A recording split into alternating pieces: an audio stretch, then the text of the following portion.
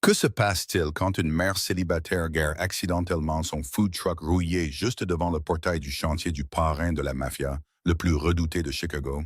La réponse ordinaire est qu'elle aurait de très graves ennuis. Peut-être n'aurait-elle même pas la chance de quitter cet endroit sur ses deux jambes. Mais Quinn Mercer n'est pas une femme ordinaire.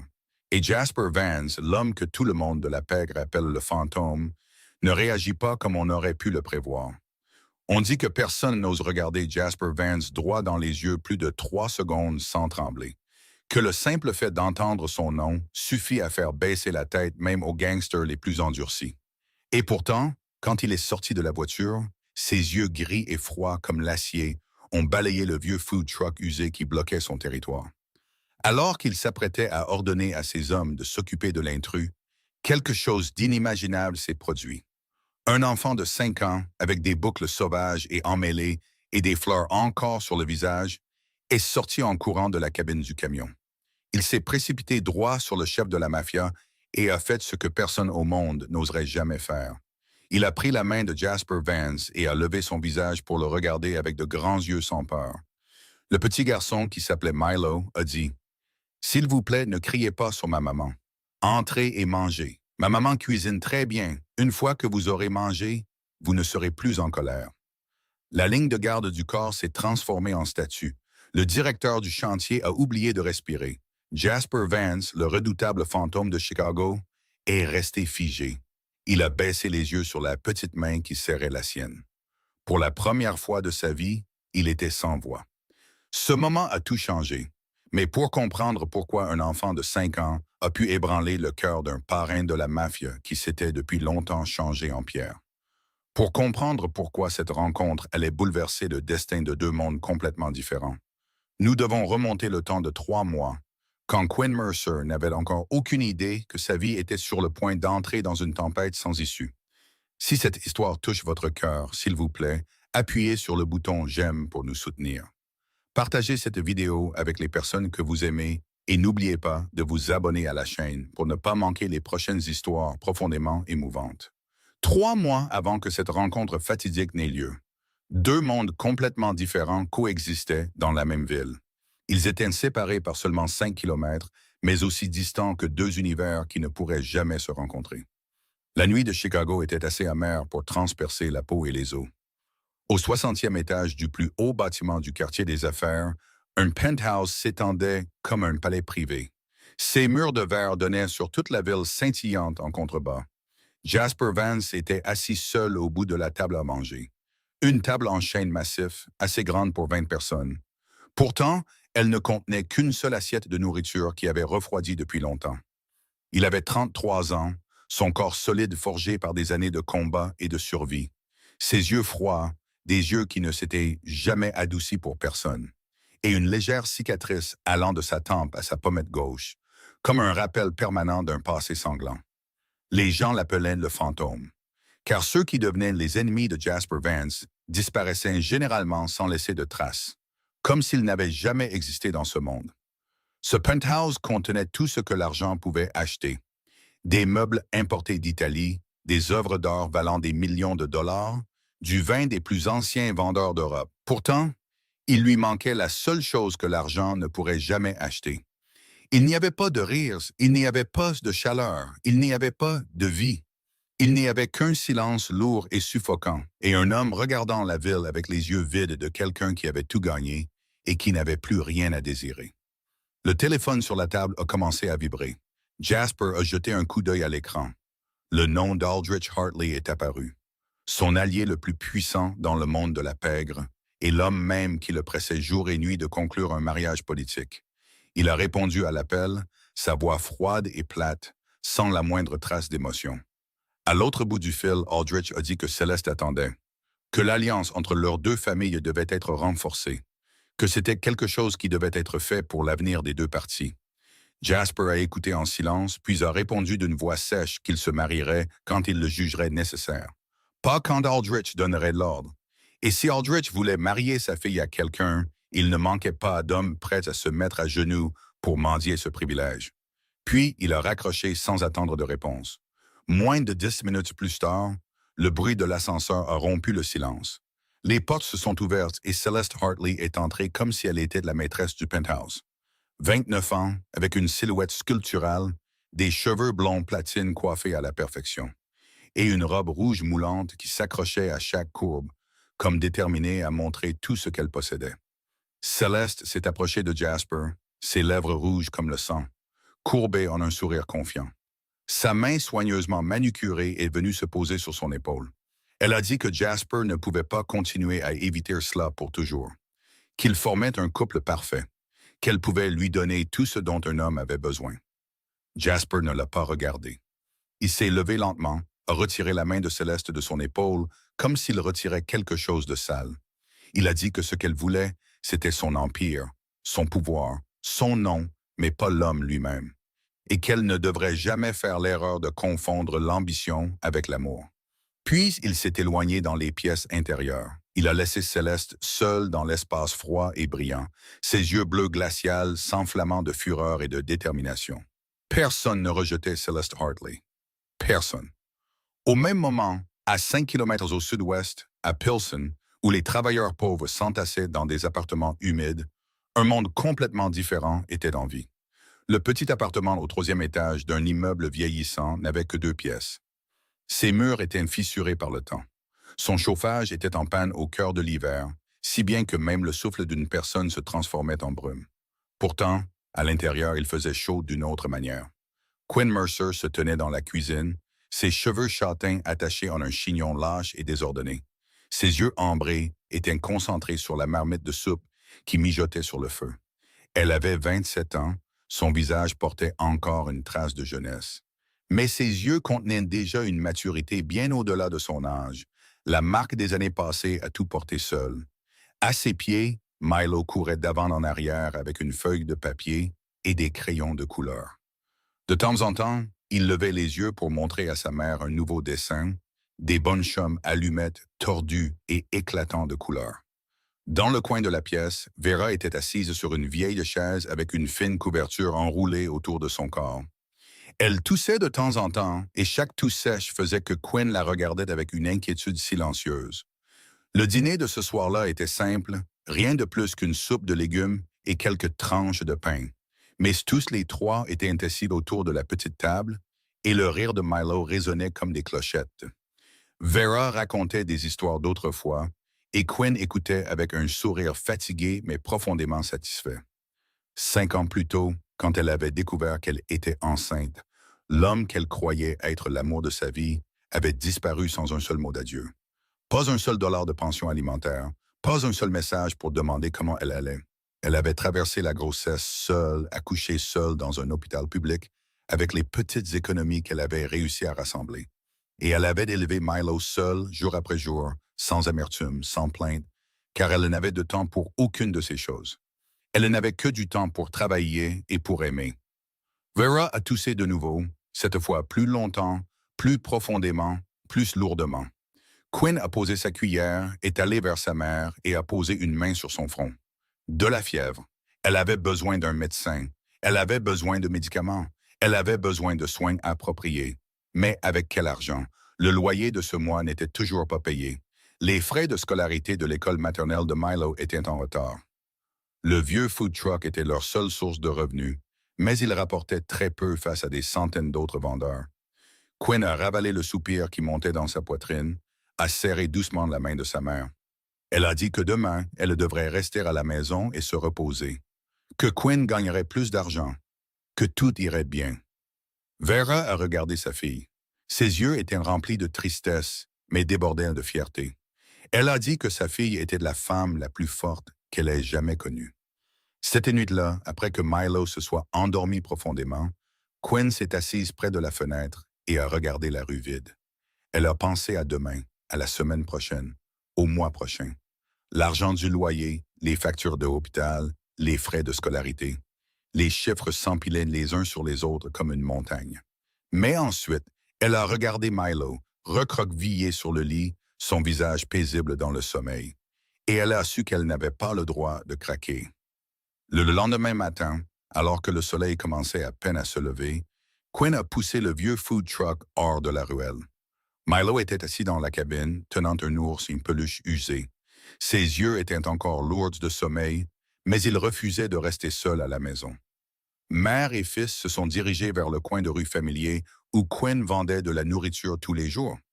Mais aujourd'hui, quelque chose était différent. Au bout de la rue, trois silhouettes se tenaient déjà là, attendant. Et Quinn ne savait pas qu'à partir de ce moment, le petit et fragile morceau de sa vie allait être déchiré. Les trois silhouettes se sont approchées et Quinn les a reconnues immédiatement. Le gang des Serpents Noirs, la force qui contrôlait tout ce quartier. Le genre d'homme que même la police hésitait à toucher. Celui de devant était le plus grand, ses bras couverts de tatouages de serpents noirs enroulés. Ses yeux profonds se sont fixés sur Quinn comme un prédateur observe sa proie. Il s'est arrêté devant le food truck et a tapoté ses doigts contre le côté. Le son arrivait à un rythme régulier, comme un compte à rebours avant quelque chose de terrible. Il a dit que le jour était venu. Oh. Où était l'argent de la protection de cette semaine? Parce qu'il n'aimait pas avoir à se répéter une seconde fois. Wynne a resserré sa prise sur le bord du comptoir de service. Elle a essayé d'empêcher sa voix de trembler en répondant qu'elle l'avait déjà dit la semaine dernière. Elle n'avait pas de l'argent. Ce qu'elle gagnait suffisait à peine à acheter les ingrédients et à payer le loyer. Il ne lui restait rien à leur donner. Le chef du gang a incliné la tête et le sourire sur ses lèvres était si froid qu'il lui a donné un frisson. Il a dit que s'il n'y avait pas d'argent, alors il devait y avoir un autre moyen.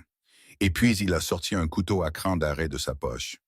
L'acier a brillé sous la pâle lumière du petit matin. Le cri du métal a fendu l'air lorsque la lame a creusé une longue ligne sur le côté du food truck. La peinture s'est écaillée, l'acier a été ouvert par une cicatrice profonde et brutale. Quinn a reculé d'un pas, son cœur semblant s'arrêter dans sa poitrine. De la cabine est venu le cri de terreur aigu de Milo. L'enfant ne comprenait pas ce qui se passait. Il ne savait qu'appeler sa mère avec peur. Quinn s'est précipité vers la cabine, a pris Milo dans ses bras et l'a protégé de son propre corps. Puis elle a levé les yeux et a regardé droit le chef du gang avec tout le courage qu'elle pouvait rassembler. Il a jeté un coup d'œil à l'enfant qui pleurait et le sourire sur ses lèvres est devenu encore plus horrible. Il a dit qu'il reviendrait de la semaine prochaine et que la prochaine fois, il valait mieux qu'il y ait de l'argent.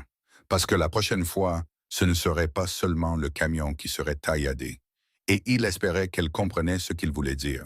Puis tous les trois se sont retournés et sont partis. Leur rire résonnait dans la rue comme une menace qui n'avait pas besoin de mots. Quinn est resté là, au milieu de la rue, tremblante en tenant Milo.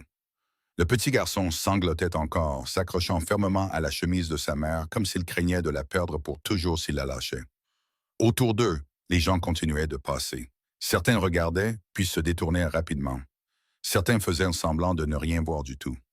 Personne ne s'est arrêté. Personne n'a posé de questions. Personne n'a aidé. C'était la loi tacite de ce quartier. Ne vous mêlez pas des affaires des serpents noirs si vous voulez encore vivre en paix. Quinn le comprenait. Elle y avait vécu assez longtemps pour savoir que dans ce monde, les pauvres ne pouvaient que se protéger eux-mêmes. Cet après-midi-là, Quinn a ramené le camion à la maison et a essayé de le garer dans un coin caché pour que Vera ne voie pas la longue entaille sur le côté. Elle ne voulait pas que sa mère s'inquiète. Vera était déjà assez épuisée. Sa toux s'aggravait de plus en plus, et la nuit précédente, Quinn l'avait écoutée tousser pendant des heures sans pouvoir dormir. Elle avait besoin d'un médecin. Elle avait besoin de médicaments. Elle pourrait même avoir besoin d'être hospitalisée. Mais avec quel argent? La moitié du loyer du mois n'était toujours pas payée. Les frais de scolarité de l'école maternelle de Milo avaient déjà 2 mois de retard. Et maintenant, il y avait les serpents noirs en plus de tout le reste. Tout semblait s'effondrer autour d'elle comme les morceaux brisés d'un bâtiment qui s'écroule. Et elle se tenait au milieu, ne sachant plus dans quelle direction courir. Cette nuit-là, après que Vera se soit endormie, Quinn était allongée sur le lit avec Milo blotti dans ses bras. L'enfant n'avait cessé de pleurer, mais de temps en temps, il gémissait encore dans son sommeil. Puis Milo a soudainement ouvert les yeux et a regardé sa mère. Sa voix était minuscule et tremblante quand il a demandé « Maman, est-ce que ces gens vont revenir? Est-ce qu'ils vont te faire du mal? » Quinn l'a serré plus fort, a embrassé son front et lui a dit « Non, ils ne reviendront pas. Maman te protégera. Je te le promets. Dors, c'est tout. Tout ira bien. » Milo l'a cru. L'enfant a fermé les yeux et s'est rendormi. Mais Quinn ne pouvait pas dormir du tout. Elle laisse rester là, à regarder le plafond fissuré, et elle savait qu'elle ne pouvait plus rester là. Cet endroit n'était plus sûr, ni pour elle, ni pour Milo, ni pour sa mère. À minuit, quand tout le quartier s'était endormi, Quinn s'est glissée doucement hors du lit. Elle a mis quelques vêtements de rechange pour elle et Milo dans un petit sac. Elle a pris tout l'argent qu'elle avait réussi à économiser, puis a réveillé Milo. L'enfant a ouvert les yeux, confus. Mais quand il a vu le sérieux sur le visage de sa mère, il l'a laissé le soulever sans poser une seule question. Quinn a regardé vers la chambre de sa mère. Vera dormait encore, le son de sa respiration lourde et rauque flottant dans le silence. Quinn voulait l'emmener, mais Vera était trop faible pour être déplacée au milieu de la nuit, et il n'y avait pas assez de place dans le camion. « Je reviendrai la chercher », s'est dit Quinn. « Dès que j'aurai trouvé un endroit sûr, je reviendrai. » Le food truck est sorti de la ruelle dans l'obscurité. Son moteur fatigué a gémi avant que le son ne s'estompe, alors que le véhicule se fondait dans les rues vides. Quinn conduisait sans destination. Elle savait seulement qu'elle devait s'éloigner de Pilsen, loin des serpents noirs, loin de tout ce qui menaçait son enfant. Milo était assis à côté d'elle, serrant son vieil ours en peluche usé. Ses paupières tombaient de sommeil, mais il essayait de rester éveillé pour rester près de sa mère. Chicago la nuit défilait derrière la vitre, une rue inconnue après l'autre. Quinn ne savait pas où elle allait. Elle savait seulement qu'elle devait continuer à avancer, continuer à fuir jusqu'à ce qu'elle ne le puisse plus. Et puis le camion est tombé en panne d'essence. Le moteur a eu un violent soubresaut puis s'est éteint. Le food truck s'est lentement arrêté sur le bord de la route, devant un immense chantier de construction silencieux dans la nuit. Quinn a regardé les structures d'acier imposantes, la grue immobile comme des géants endormis, et un grand panneau brillant dans l'obscurité avec les mots Vance Industries. Elle ne savait pas où elle était. Elle ne savait pas sur quel territoire elle venait de s'arrêter. Elle savait seulement que ce soir, elle et Milo devraient dormir dans le camion, et que demain, d'une manière ou d'une autre, elle devrait trouver un moyen de continuer à vivre. La première lueur du matin a traversé le pare-brise de la cabine et a réveillé Quinn. Elle a cligné des yeux plusieurs fois, son corps endolori d'avoir dormi recroquevillé sur le siège du conducteur toute la nuit. Puis le souvenir de la nuit précédente est revenu en force et l'a complètement réveillée. Elle s'est tournée pour regarder Milo. L'enfant dormait encore profondément sur le siège passager, son visage paisible, ignorant les ennuis qui se refermaient sur sa mère. Quinn a regardé dehors et pour la première fois, elle a vraiment vu où elle était. L'immense chantier de construction était déjà en mouvement. Des centaines d'ouvriers allaient et venaient comme des fourmis. Le rugissement des machines montait et descendait. Le bruit de l'acier frappant l'acier résonnait sans fin. Les squelettes de grands bâtiments prenaient forme contre le ciel, et le panneau Vance Industries, suspendu au-dessus de l'entrée, était si énorme qu'on pouvait le voir à 100 mètres de distance. Quinn a vérifié son sac et a compté l'argent qui lui restait. Ce n'était pas assez pour acheter de l'essence. Ce n'était pas assez pour acheter le petit déjeuner pour elle et son fils. Ce n'était assez pour rien du tout. Elle a de nouveau regardé le site et a réalisé qu'il n'y avait ni restaurant ni magasin à proximité. Les ouvriers se déplaçaient avec des expressions fatiguées, et ils devaient sûrement faire un long trajet juste pour manger quelque chose. Une idée audacieuse a commencé à se former dans son esprit. Elle a décidé d'utiliser les toutes dernières de ses réserves d'urgence stockées dans le congélateur. Elle pouvait cuisiner. Elle pouvait vendre de la nourriture. Personne ne lui avait donné la permission. Mais elle n'avait pas d'autre choix. Quinn a réveillé Milo et ensemble, ils ont installé le camion. Ils ont placé les tables et les chaises en plastique devant, ont allumé le réchaud et ont commencé à cuisiner. L'arôme de la nourriture chaude s'est rapidement répandu dans l'air du matin. Et comme par un petit miracle, les ouvriers ont commencé à remarquer. L'un est venu demander, puis deux, puis une longue file a commencé à se former. Tout le monde a loué le goût. Tout le monde a demandé d'où elle venait, pourquoi il ne l'avait jamais vue auparavant. Quinn a seulement souri et a dit qu'elle était nouvelle dans le quartier, sans donner plus d'explications. Milo a aidé sa mère à porter les plats, bavardant sans arrêt avec les clients. Et le sourire du petit garçon a adouci tous les cœurs qui le regardaient. Pour la première fois depuis de nombreux jours, Quinn a ressenti une lueur d'espoir. Peut-être que les choses iraient bien, peut-être qu'elle avait trouvé un nouvel endroit où se tenir. Mais cet espoir n'a pas duré longtemps. Vers le milieu de la matinée, alors que Quinn était occupée à servir les clients, l'air autour d'elle a soudainement changé. Le faible bourdonnement des conversations a commencé à s'estomper, et les ouvriers dans la file ont reculé, dégageant un passage. Quinn a levé la tête et a vu un convoi de voitures noires brillantes entrer sur le chantier. Pas une voiture, mais 5, alignées comme le cortège funèbre de quelqu'un d'immensément puissant. Les voitures se sont arrêtées, les portes se sont ouvertes, et des hommes en costume noir sont sortis. Leurs visages étaient froids comme s'ils étaient taillés dans la pierre. Leurs yeux balayaient le site comme s'ils cherchaient un danger. Les ouvriers ont baissé la tête. Personne n'osait les regarder directement. Personne n'osait dire un mot. Puis il est apparu. Jasper Vance est sorti de la voiture de Ted. Un long manteau noir drapé sur ses épaules, son pas lent. Pourtant, chaque pas portait une autorité qui ne pouvait être niée. La cicatrice sur son visage ressortait plus clairement à la lumière du jour. Ses yeux se sont déplacés sur le chantier comme pour mesurer chaque plus petit détail. Un grand homme marchant à ses côtés, Knox, son bras droit le plus fidèle, s'est penché et a murmuré quelque chose. Quinn n'a pas pu entendre ce qu'il disait, mais elle a vu le regard de Jasper se tourner vers son food truck. Froid, perçant, dangereux. Le directeur du site est arrivé en courant comme si le feu était à ses trousses. Son visage était pâle. Il a bégayé une explication selon laquelle un étranger avait pénétré, qu'il était sur le point de s'en occuper, qu'il suppliait le patron de lui pardonner. Jasper a levé une main, un simple petit geste, et le directeur s'est tu sur le champ, comme si une main s'était refermée sur sa gorge. Puis Jasper s'est dirigé vers le food truck, et la foule s'est écartée pour le laisser passer, comme l'eau s'ouvre devant la proue d'un navire. Quinn se tenait derrière le comptoir de service, son cœur battant la chamade. Son instinct de survie lui criait de fuir, de se cacher, mais ses pieds semblaient cloués au sol. Elle n'a pas fui, elle ne pouvait pas fuir. Il n'y avait plus nulle part où fuir. Jasper s'est arrêté devant le comptoir, ses yeux la regardant de haut.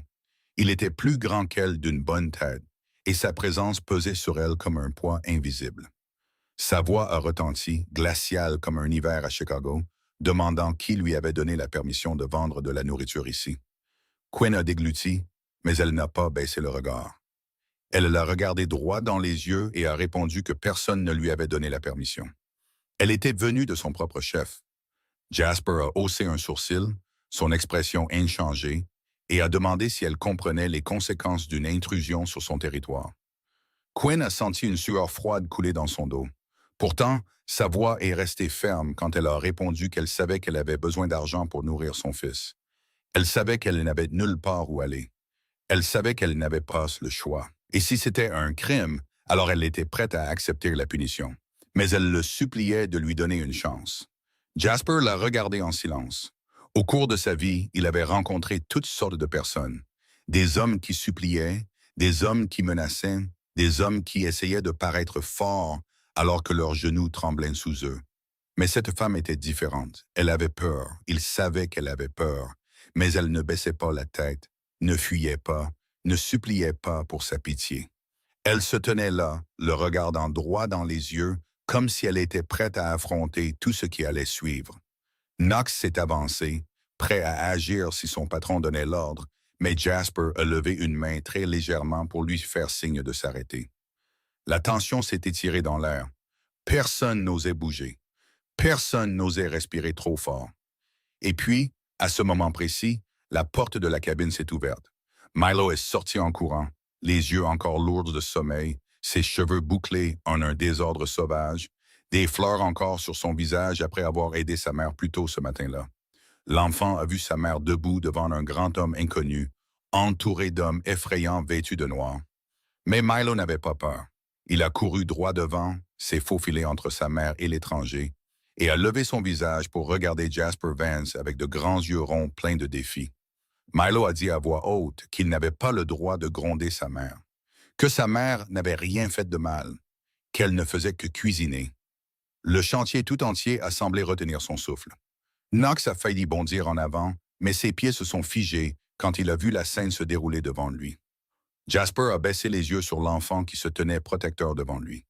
Et pour la première fois, quelque chose a traversé ses yeux qui n'était pas de la froideur. Milo n'a pas reculé. L'enfant a incliné la tête, l'a regardé, puis a posé une question qui a laissé tout le monde stupéfait. Il a demandé si Jasper avait faim parce que sa mère cuisinait vraiment bien. Il a promis que c'était vrai et que Jasper devrait essayer, parce qu'une fois qu'il serait rassasié, il ne serait plus en colère. Puis, avant que quiconque puisse réagir, Milo a tendu sa petite main. Il a pris la main de Jasper Vance, la main du parrain de la mafia le plus redouté de Chicago, et il l'a tiré vers le food truck comme s'il tirait un ami. Knox a fait un mouvement pour intervenir, mais un seul regard de Jasper l'a arrêté net. Et puis l'inimaginable s'est produit. Jasper Vance, l'homme que personne n'avait osé toucher depuis son accession au pouvoir, a permis à un enfant de 5 ans de le guider à travers le chantier. À la vue de centaines d'ouvriers qui se tenaient là, la bouche bée, Quinn est restée figée, ses mains agrippant le bord du comptoir si fort pour ne pas s'effondrer. Elle a regardé son fils conduire l'homme le plus dangereux qu'elle ait jamais rencontré vers le stand de nouilles. Et elle ne savait pas si c'était la chose la plus folle ou la plus chanceuse qui lui soit jamais arrivée dans sa vie. Peut-être que c'était les deux. Jasper Vance s'est assis sur une chaise en plastique bon marché devant le food truck, et tout le chantier a semblé retenir son souffle. La ligne de garde du corps qui l'entourait ne savait pas quoi faire. Ils avaient été formés pour gérer toutes sortes de dangers. Mais personne ne leur avait jamais appris comment réagir lorsque leur patron était emmené par un enfant de 5 ans pour s'asseoir et manger des nouilles. Knox se tenait juste derrière lui. Et son visage, habituellement aussi froid que la pierre, portait maintenant la plus légère trace de confusion. Il regardait Jasper comme s'il regardait un homme qu'il n'avait jamais vraiment connu. Et Milo ne prêtait aucune attention à la tension qui se refermait autour d'eux. L'enfant est retourné en courant dans la cabine du camion, criant en chemin qu'ils avaient un client maintenant. « Maman, fais les nouilles au bœuf, celles que j'aime, les meilleures. » Quinn se tenait dans l'espace de cuisine, ses mains tremblant si fort qu'elle a failli laisser tomber la louche. Elle ne savait pas qui était l'homme assis dehors, mais elle savait qu'il était dangereux, profondément, indubitablement dangereux. La façon dont tout le monde baissait la tête devant lui, la façon dont l'air lui-même semblait devenir lourd et immobile dès son apparition, tout cela disait la même chose. Mais Milo l'avait déjà amenée ici, et il n'y avait plus de chemin pour elle pour reculer. Elle a servi un bol fumant de nouilles au bœuf, celle qu'elle faisait toujours pour Milo, celle qu'elle cuisinait avec tout l'amour d'une mère chaque fois que son fils était triste ou fatigué. Elle est sortie, a évité de regarder directement dans les yeux de l'homme, a posé le bol devant lui, puis a reculé d'un pas. Jasper a pris les baguettes, son mouvement lent comme s'il faisait quelque chose de complètement inhabituel. Il a soulevé une bouchée de nouilles, l'a portée à sa bouche et l'a goûtée. Puis ses baguettes se sont arrêtées en l'air. Quelque chose a vacillé dans ses yeux gris, ses yeux qui étaient habituellement froids comme l'acier. Quelque chose que Knox n'avait jamais vu en 10 ans qu'il le suivait. Jasper n'a rien dit, mais sa main a tremblé, très légèrement, juste assez pour qu'un observateur attentif le remarque. Ce goût, la saveur du bœuf mijoté jusqu'à ce qu'il fonde dans la bouche.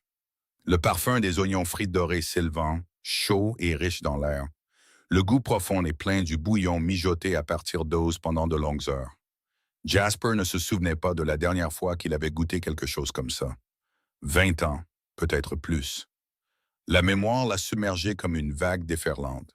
Des images qu'il avait essayé d'enterrer pendant tant d'années sont soudainement revenues avec une clarté si nette que ça faisait mal. Il s'est souvenu de la petite cuisine de sa mère. Il s'est souvenu de l'odeur de la nourriture chaude qui l'attendait quand il rentrait de l'école. Il s'est souvenu du son du rire de son père. Quand toute la famille était assise ensemble autour de la table. Avant que de vieux ennemis ne viennent chercher son père. Avant que sa mère ne s'effondre sous le poids du chagrin. Avant qu'un garçon de 12 ans ne soit forcé de se débrouiller seul dans un monde qui n'avait pas de place pour les faibles. Avant que Jasper Vance ne devienne le fantôme. C'était le goût de la maison. La chose qu'il croyait avoir oubliée depuis longtemps, qu'il croyait morte avec son enfance. Et pourtant, elle était toujours là, enfouie au plus profond d'un coin caché d'un cœur changé en pierre, attendant d'être réveillé. Jasper a fini tout le bol de nouilles, bouchée par bouchée, en silence. Cela n'était jamais arrivé auparavant. Il ne finissait jamais sa nourriture devant des inconnus. Il ne laissait jamais transparaître le moindre signe de plaisir ou de faiblesse. Mais aujourd'hui, devant un food truck rouillé, devant des centaines d'ouvriers qui regardaient secrètement, il a fini le bol proprement comme un enfant affamé. Milo était assis à côté de lui, ses jambes se balançant au-dessus du sol sans le toucher, ses yeux brillants fixés sur l'étranger. L'enfant a demandé si c'était bon, sa voix pleine d'espoir comme si la réponse de Jasper était la chose la plus importante au monde. Jasper a posé les baguettes et regardé le garçon, et pour la première fois depuis de nombreuses années, il a senti sa bouche vouloir se courber en un sourire. Il a répondu que c'était bon. Sa voix était encore froide, mais elle ne portait plus le tranchant d'une lame. Milo a rayonné, a applaudi et a dit qu'il le savait. Il l'avait déjà dit. Sa mère était la meilleure cuisinière de la Terre.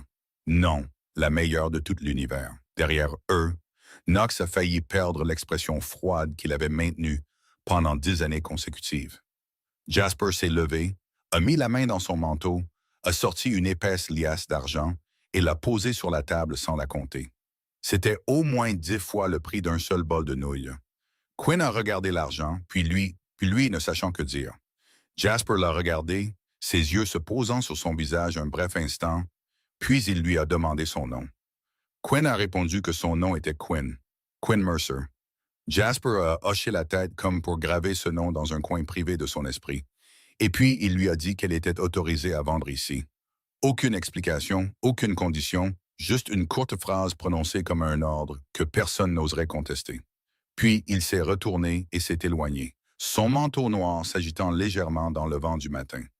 Milo a couru après lui, agitant la main et criant qu'il devait se souvenir de revenir. Que demain, Milo lui garderait une portion.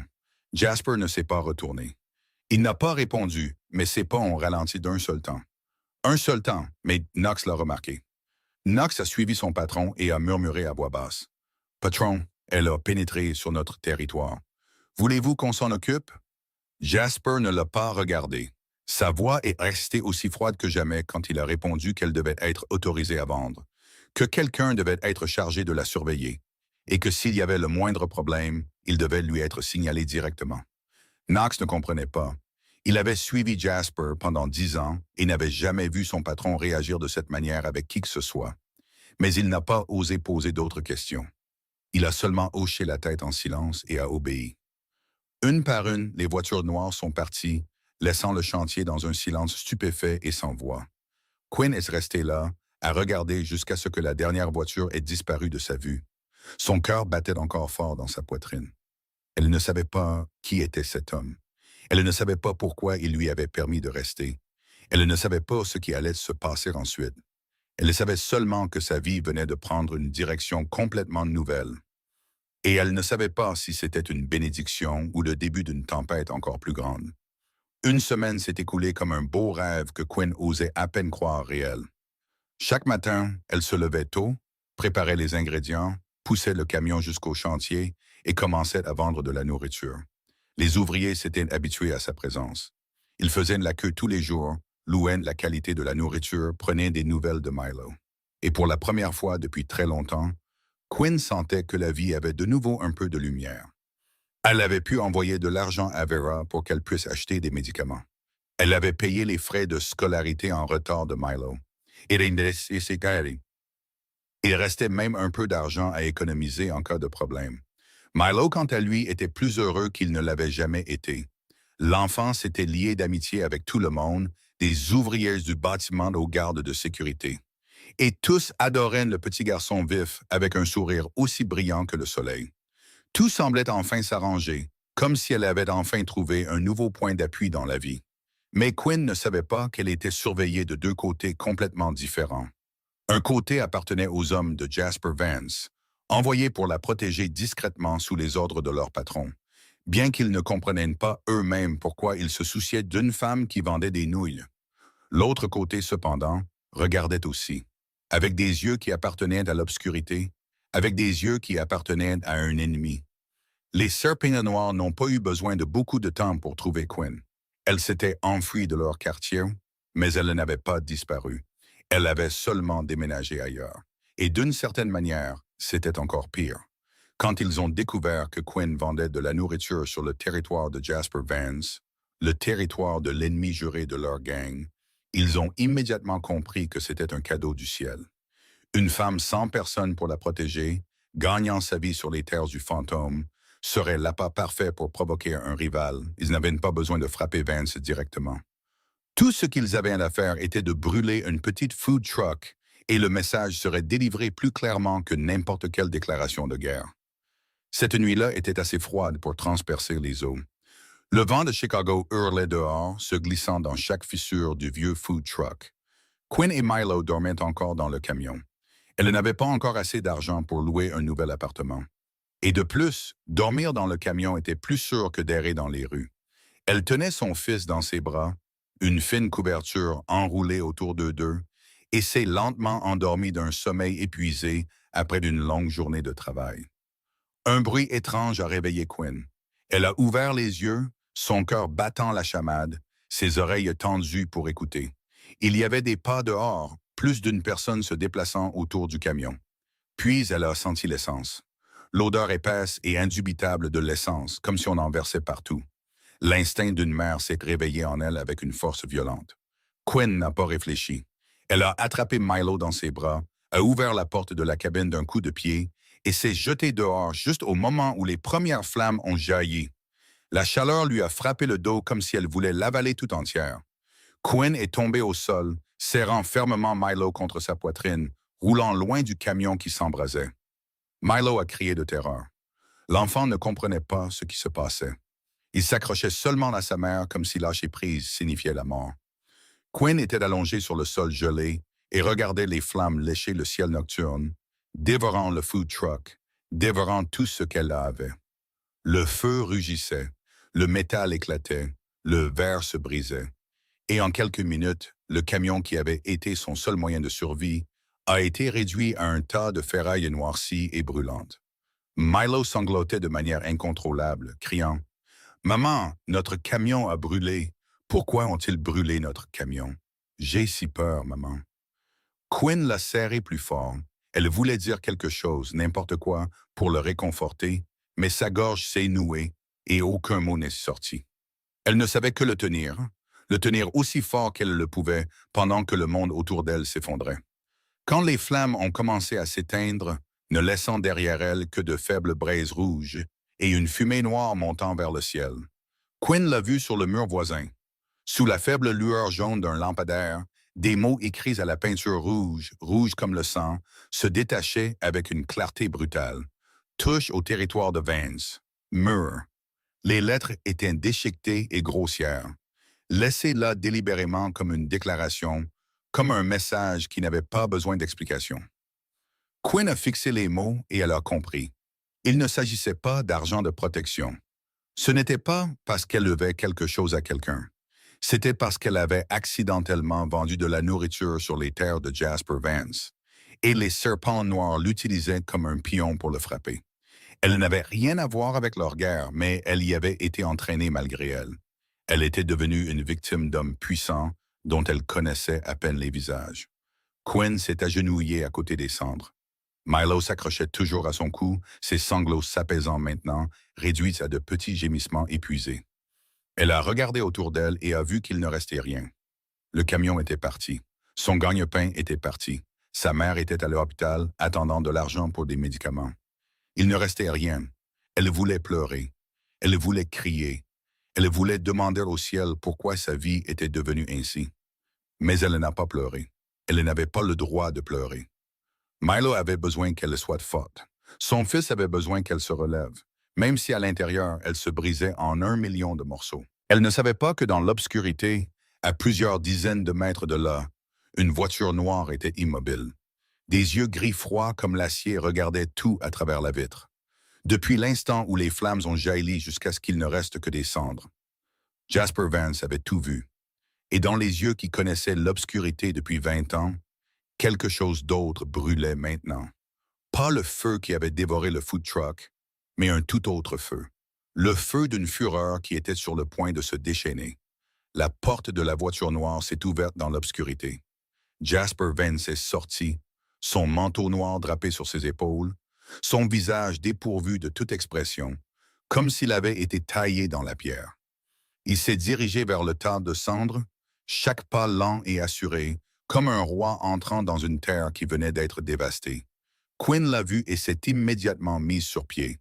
Même si ses jambes tremblaient, même si son corps était si épuisé qu'il voulait s'effondrer, elle a quand même poussé Milo derrière elle. Les deux mains levées en position de défense, prêtes à se battre si nécessaire. Elle ne savait pas pourquoi cet homme était venu. Elle ne savait pas s'il était un ennemi ou un allié. Elle savait seulement que l'instinct d'une mère lui criait de protéger son enfant à tout prix. Jasper s'est arrêté à quelques pas d'eux. Ses yeux ont balayé l'épave fumante de métal tordu, puis se sont tournés vers les mots peints en rouge sur le mur. Sa mâchoire s'est crispée et quelque chose a brillé dans son regard froid. Pas de la peur, mais une fureur contenue. Il a prononcé deux mots, sa voix glaciale, mais portant une rage enfouie en dessous. Les serpents noirs. Quinn l'a regardé, confuse, et a demandé s'il les connaissait, qui ils étaient, pourquoi ils lui avaient fait ça. Jasper ne l'a pas regardé quand il a répondu. Il fixait toujours les mots sur le mur. Sa voix était égale et plate, comme s'il parlait de la météo. Il a dit que les serpents noirs étaient ses ennemis, qu'ils l'étaient depuis de nombreuses années, et que maintenant il croyait qu'elle lui appartenait. Knox s'est avancé par derrière, et son visage, habituellement aussi froid que la pierre, portait maintenant une ombre de gravité. D'une voix basse, il a rapporté que leurs hommes avaient intercepté des messages internes, des serpents noirs. Il savait qu'elle avait un jeune enfant. Il savait dans quel hôpital se trouvait sa mère. Il savait qu'elle n'avait nulle part où aller et personne sur qui compter. Quinn a senti le sang se glacer dans ses veines. Pas pour elle-même, elle n'avait pas peur de mourir. Mais sa mère, Milo, ils étaient menacés et elle était impuissante d'une manière qui lui semblait insupportable. Jasper a continué, sa voix toujours sans le moindre tremblement. Il a dit qu'elle avait vendu de la nourriture sur son territoire.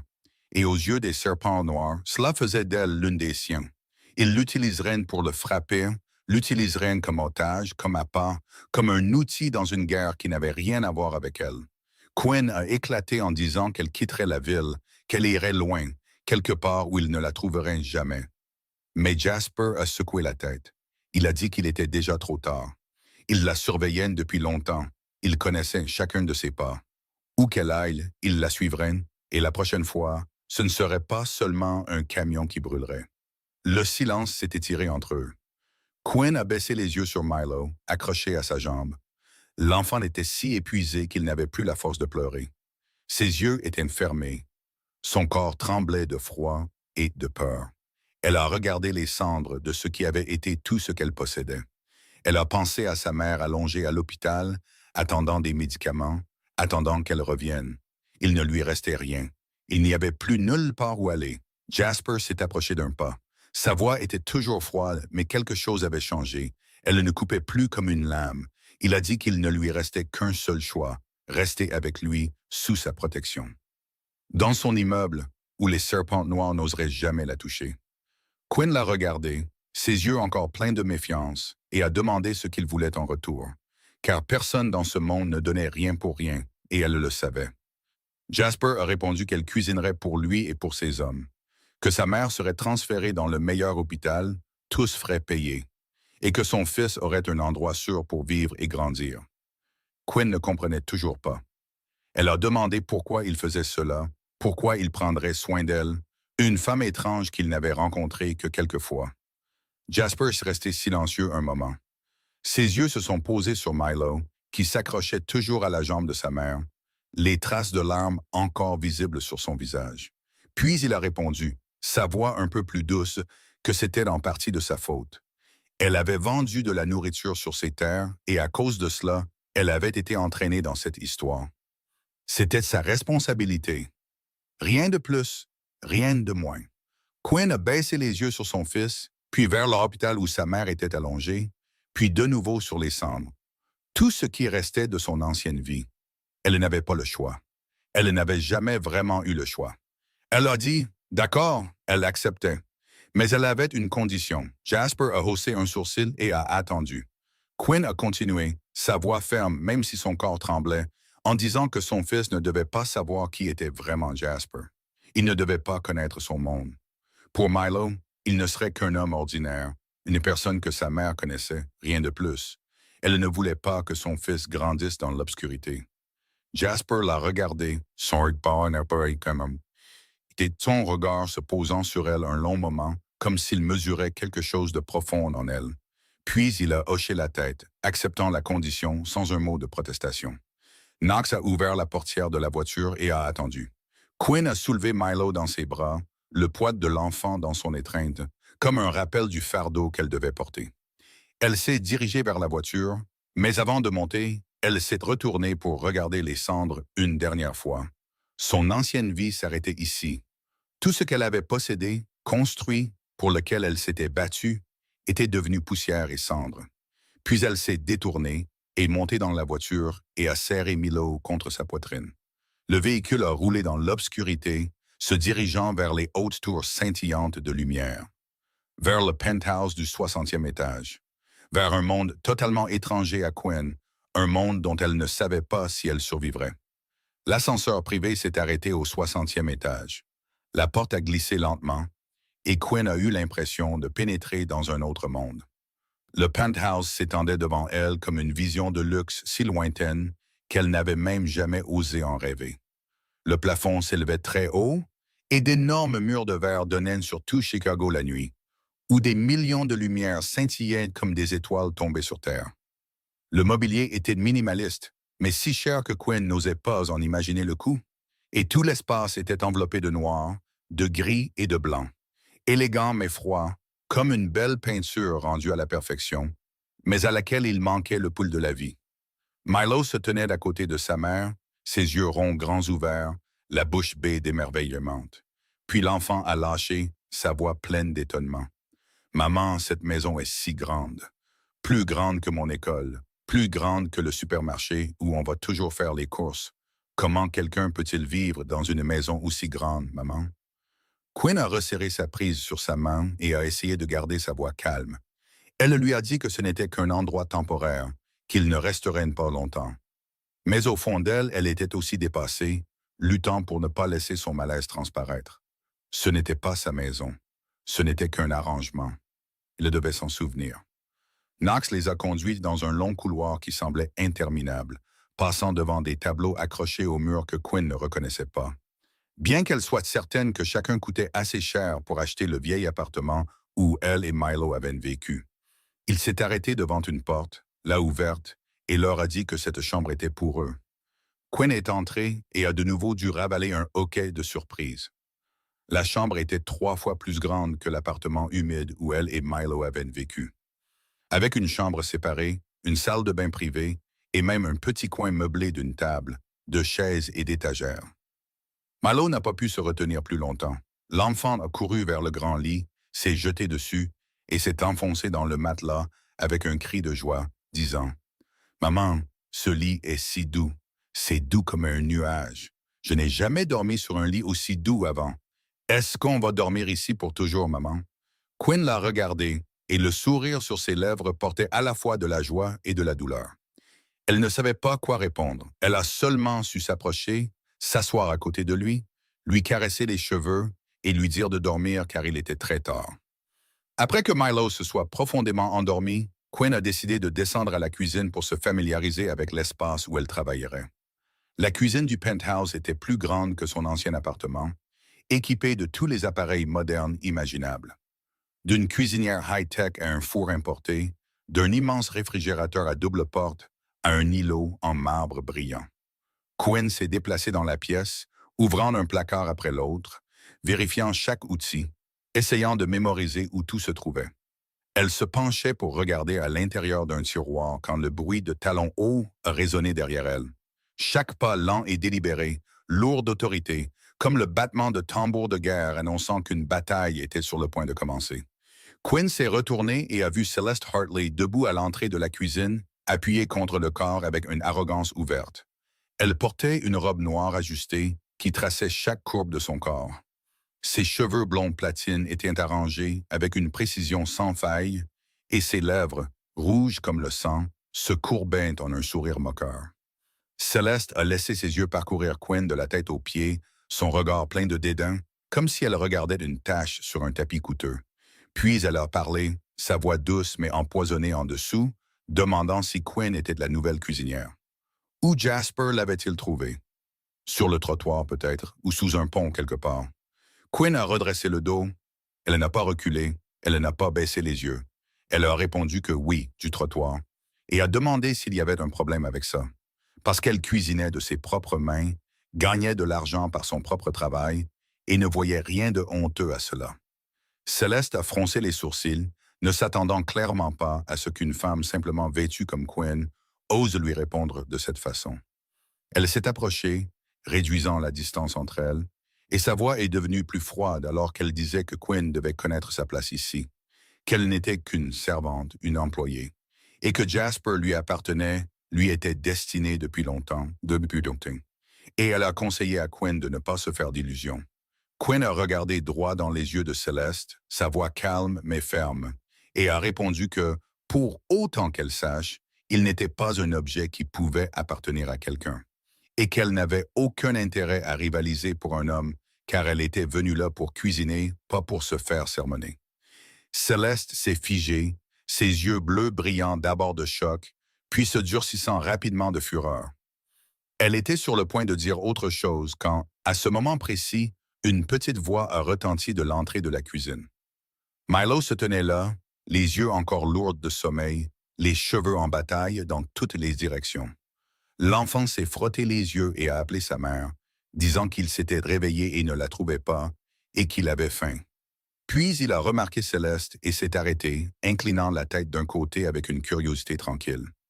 Milo a regardé Céleste de haut en bas, en particulier tous les bijoux scintillants autour de son cou, dans ses oreilles et sur ses poignets. Et puis il a demandé d'une voix pleine d'émerveillement innocent. « Madame, pourquoi portez-vous autant de choses qui brillent? Êtes-vous un sapin de Noël? » Parce que ce n'est pas encore Noël. Le silence est tombé sur la cuisine. Dans le couloir, Knox regardait, et il a dû lever une main pour couvrir sa bouche afin de ne pas éclater de rire. Quant à Céleste, son visage était devenu pâle. Non pas parce qu'elle était en colère contre l'enfant, mais à cause de l'humiliation d'être involontairement moquée par un enfant de 5 ans devant d'autres personnes. Elle a tourné les talons et est partie en trombe. Le son aigu de ses talons frappant le sol en marbre résonnait comme le grognement d'un animal furieux. Quinn l'a regardé partir. Elle savait qu'elle venait de se faire une ennemie dangereuse, une femme avec du pouvoir et la volonté de tout faire pour obtenir ce qu'elle voulait. Mais quand elle a baissé les yeux sur Milo, souriant vivement sans la moindre idée de ce qui venait de se passer, elle n'a ressenti aucun regret. Elle s'est penchée, l'a soulevé dans ses bras, a embrassé son front et lui a dit que maman allait lui préparer quelque chose à manger. Dans un coin sombre du couloir, Jasper se tenait caché dans l'obscurité, ayant été témoin de tout l'échange. Il n'a rien dit. Il n'est pas intervenu. Il est seulement resté là et a regardé. Et quand Milo a fait sa remarque sur le sapin de Noël, le coin de la bouche de Jasper Vance, pour la première fois depuis de nombreuses années, s'est très légèrement relevé. Knox, debout à côté de lui, l'a remarqué, et il pouvait à peine croire ce qu'il voyait. Son patron, le fantôme de Chicago, l'homme qui n'avait pas souri depuis toutes ces années, venait de presque sourire à cause d'un enfant de 5 ans. Et Céleste, au moment où elle a atteint sa propre chambre et a claqué la porte derrière elle, avait les yeux rouges de fureur. Elle s'est regardée dans le miroir, a serré les mains si fort que ses jointures sont devenues blanches et s'est juré qu'elle se débarrasserait de cette femme à tout prix. Quinn Mercer paierait pour avoir osé la défier. Quelques jours après l'affrontement dans la cuisine, le Penthouse a accueilli un groupe d'invités très particulier. Aldrich Hartley menait la marche, suivi de 3 autres hommes. Tous étaient vêtus de costumes coûteux et dégageaient l'air indubitable d'hommes habitués depuis longtemps à y tenir la vie des autres entre leurs mains. C'étaient les alliés de Jasper dans le monde de la pègre. Les parrains qui contrôlaient différents coins de Chicago. De la finance du marché noir à l'immobilier, des casinos clandestins aux opérations que la police n'osait pas toucher. La réunion a eu lieu dans le grand salon, à huis clos, mais la tension dans l'air était assez vive pour être coupée au couteau. Aldrich a été le premier à parler, sa voix grave alors qu'il disait que Jasper avait fait entrer une étrangère dans cet endroit. Une femme d'origine inconnue avec son jeune enfant. et qu'elle avait vu tous leurs visages, savait où ils se réunissaient et représentait un risque de sécurité qui ne pouvait tout simplement pas être accepté. Jasper était assis en silence, son visage illisible. Mais ses yeux observaient chaque personne dans la pièce. Il savait qu'Aldrich utilisait ce moment pour faire pression, et il savait aussi exactement qui se cachait derrière cette petite performance. Céleste se tenait à côté de son père dans une élégante robe blanche, ses cheveux blonds lissés à la perfection, ressemblant à un ange innocent, tandis que ses yeux portaient du poison. Elle a parlé, sa voix douce comme du miel mêlé de venin, disant que son père avait raison, qu'il ne pouvait pas faire confiance à une étrangère comme Quinn. Et comment pouvait-il savoir qu'elle n'était pas une espionne pour les Serpents Noirs, ou pire, pour d'autres ennemis qui voulaient faire tomber Jasper? Et peut-être qu'il devrait y avoir une sorte de test de loyauté. Un parrain assis en face d'elle a demandé comment un tel test serait fait. Et Céleste a souri, le sourire d'un serpent sur le point de frapper. Elle a dit que la semaine suivante serait l'anniversaire de son père, une grande fête avec 50 des invités les plus importants. Et si Quinn était vraiment une cuisinière aussi douée que Jasper le prétendait, alors qu'elle s'occupe de tout le banquet elle-même. Si elle réussissait, cela prouverait qu'elle avait de la valeur. Si elle échouait, alors tout le monde saurait ce qu'il fallait faire. Jasper a regardé Céleste. Il savait parfaitement que c'était un piège, un plan soigneusement arrangé pour se débarrasser de Quinn. Mais s'il refusait devant ses alliés, il aurait l'air de protéger une femme étrange plus farouchement que sa propre alliance, et cela lui coûterait de l'autorité. Il a fait un seul signe de tête et a répondu d'un seul mot. D'accord. Quinn a reçu la nouvelle de Knox le même après-midi. 3 jours pour se préparer. 50 invités de marque, un menu de 5 plats, et elle devait le faire seule. Elle se tenait dans la vaste cuisine, regardant autour d'elle l'équipement moderne et brillant, et avait l'impression d'être au pied d'une montagne trop haute pour être gravie. Son cœur battait de la chamade. Ses mains tremblaient, mais elle a pris une profonde inspiration et s'est dit qu'elle n'avait pas le droit d'échouer. Si elle échouait, elle et Milo seraient chassés. Et cette fois, personne ne serait là pour les protéger des serpents noirs. Pour Milo, pour sa mère, pour elle-même, elle devait le faire. Dans les jours qui ont suivi, Quinn a travaillé comme une machine. Elle a planifié chaque plat en détail, a calculé la quantité exacte d'ingrédients dont elle aurait besoin et a commandé la nourriture la plus fraîche qu'elle pouvait trouver. Elle a testé des recettes, ajusté les assaisonnements, tout noté. Milo est resté près d'elle. L'enfant ne comprenait pas ce que sa mère faisait de si important, mais il sentait sa tension. Alors il jouait tranquillement seul dans le coin de la cuisine, et de temps en temps, il courait pour la serrer dans ses bras avant de retourner à sa place. La nuit avant la fête, quand tout était enfin prêt, Quinn a vérifié le réfrigérateur une dernière fois avant d'aller se coucher. Chaque ingrédient était soigneusement rangé, frais, parfait. Elle a eu un petit sourire fatigué et a pensé que demain tout irait bien. Mais quand elle s'est réveillée avant l'aube et s'est précipitée en bas dans la cuisine pour commencer, elle s'est figée à la vue qui s'offrait à elle. La porte du réfrigérateur était toujours fermée. Mais au moment où elle l'a ouverte, l'odeur de pourriture l'a frappée. La moitié des ingrédients étaient gâtés. Le bœuf avait changé de couleur. Les fruits de mer puaient. Les légumes étaient mous et flétris. Quelqu'un avait éteint le réfrigérateur pendant la nuit. Quinn est restée là, les mains tremblantes, à regarder la nourriture ruinée pour laquelle elle avait travaillé si dur. Elle savait qui avait fait ça. Elle savait exactement qui voulait qu'elle échoue. Mais elle n'avait aucune preuve. Et si elle allait accuser quelqu'un, elle ne passerait que pour une femme faible, cherchant des excuses à sa propre incompétence. Non, elle ne pouvait pas faire ça. Elle devait résoudre le problème elle-même. Milo s'est réveillé et est descendu en courant dans la cuisine pour trouver sa mère. Il a vu Quinn debout, regardant la nourriture gâtée avec une expression vide. L'enfant a couru vers elle, lui a pris la main et a levé les yeux en demandant « Maman, pourquoi es-tu triste? Est-ce qu'il s'est passé quelque chose? Est-ce que j'ai fait quelque chose de mal? » Quinn a baissé les yeux sur son fils, sur les yeux ambrés de Milo, plein d'inquiétude. Et elle a senti quelque chose monter en elle, une force cachée qui n'était pas morte, après tout. Elle avait survécu à pire que ça.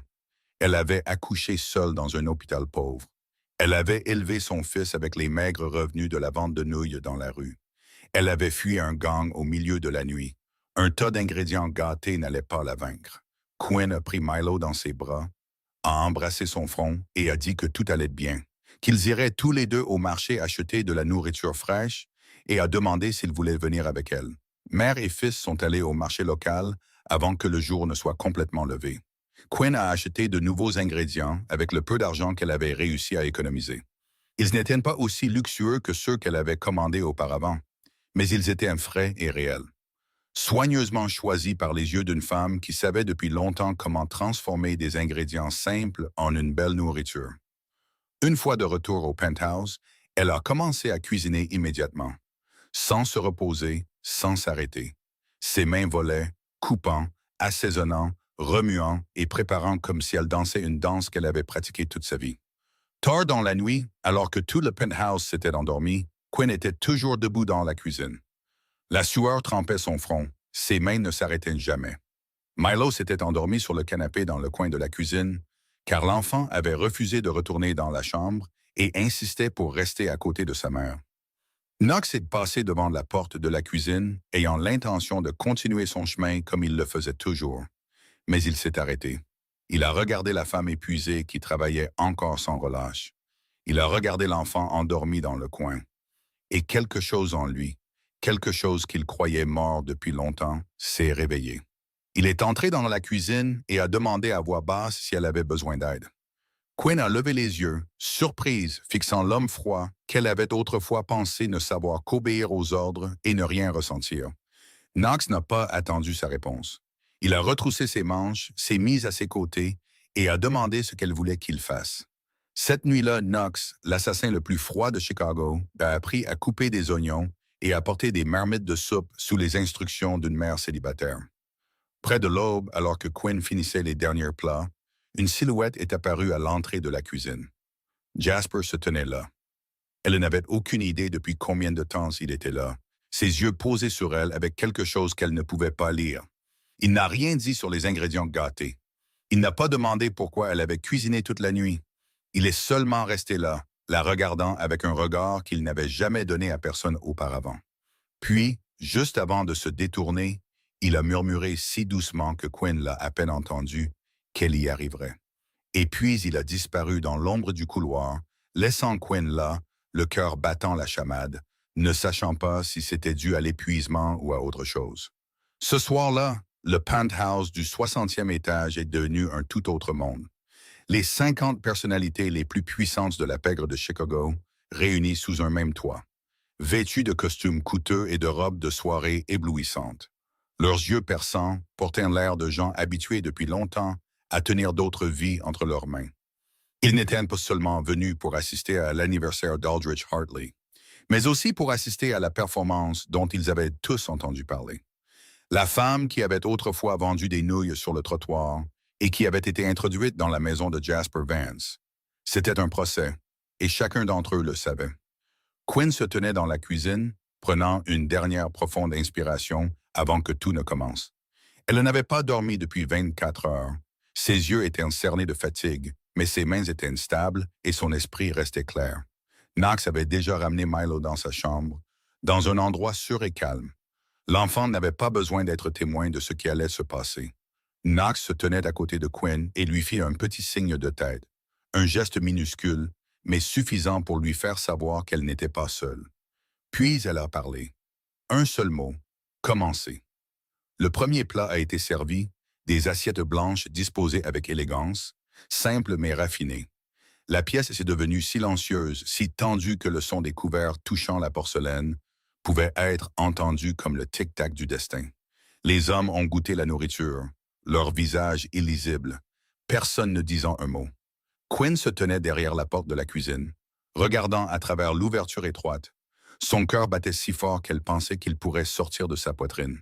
Puis elle l'a entendu. Un léger son d'appréciation, puis un autre.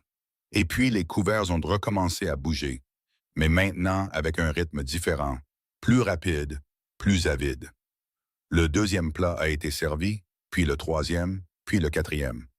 Personne ne parlait, personne ne discutait d'affaires ou de complots comme il le faisait habituellement lors de telles réunions. Il n'y avait que le bruit de la dégustation, le faible bourdonnement de satisfaction, la vue des assiettes vidées et remplacées par de nouvelles. Quinn a senti une faible étincelle d'espoir vaciller en elle, mais elle n'osait pas se réjouir. Pas encore. Le dernier plat a été apporté. Un dessert simple en nature, mais exécuté avec une perfection tranquille. Et quand tout le monde eut fini de le goûter, un silence différent s'installa dans la pièce. Le plus vieux parrain, un homme aux cheveux argentés et aux yeux vifs comme des rasoirs, connu comme l'homme le plus difficile à satisfaire de leur monde, posa son couteau. Il regarda autour de la pièce, puis parla, demandant à ce que le chef soit amené. Quinn prit une autre profonde inspiration et sortit de la cuisine. Elle n'avait pas eu le temps de se changer. Son tablier était encore saupoudré de farine. Ses cheveux s'étaient défaits après avoir cuisiné toute la nuit, et la fatigue sur son visage ne pouvait être cachée. Elle se tenait là, devant les 50 personnes les plus puissantes de la ville, et attendait le jugement. Le vieux parrain la fixa, son regard allant de la tête aux pieds, comme pour peser chaque plus petit détail. Puis il hocha la tête, un lent hochement de tête, mais ferme et certain. Il dit que cela faisait très longtemps qu'il n'avait pas mangé un repas avec une âme comme celle-ci. Pas le genre de nourriture de restaurant luxueux qui avait l'air grandiose et qui avait un goût vide. Pas le genre de plat élaboré préparé avec une grande habileté mais manquant de quelque chose d'essentiel. Mais une nourriture faite avec le cœur, avec des sentiments, avec quelque chose qu'il croyait ne plus exister. Les autres parrains exprimèrent leur accord immédiatement. Des applaudissements s'élevèrent dans la pièce, et Quinn sentit comme si une énorme pierre venait d'être retirée de ses épaules. Aldrich Hartley était assis en bout de table, le visage rigide, clairement peu disposé à l'admettre, et pourtant incapable de nier la vérité. Il parla, sa voix raide, forcée, mais tout de même obligé de dire que c'était le plus beau banquet d'anniversaire qu'il ait jamais eu. Céleste était assise à côté de son père, le visage pâle comme la mort, les mains serrées sous la table si fort que ses jointures étaient devenues blanches. Son plan avait échoué. La femme qu'elle avait voulu détruire non seulement avait refusé de s'effondrer, mais elle avait triomphé magnifiquement. Et la vérité de cela brûlait si fort en Céleste qu'elle aurait pu crier. Jasper se leva et la pièce se tut aussitôt.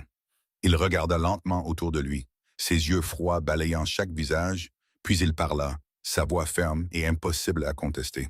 Il déclara que Quinn Mercer resterait, qu'elle faisait partie des siens.